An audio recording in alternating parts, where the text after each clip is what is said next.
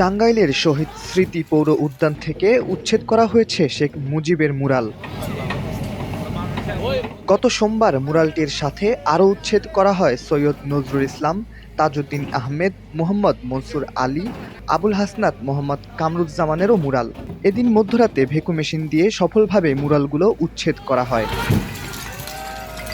স্থানীয়রা জানিয়েছেন, গত ৫ আগস্ট শেখ হাসিনার পতনের পর টাঙ্গাইল শহীদ স্মৃতি পৌর উদ্যানের মুক্ত মঞ্চের পাশে নির্মিত মুরালটির কিছু অংশ ভাঙা হয়। এরপর গত সোমবার সফলভাবে বঙ্গবন্ধুর মুরালের পাশের অন্য মুরালগুলোকেও সফলভাবে উচ্ছেদ করা হয়। ডেস্ক রিপোর্ট, দৈনিক ডেস্টিনি।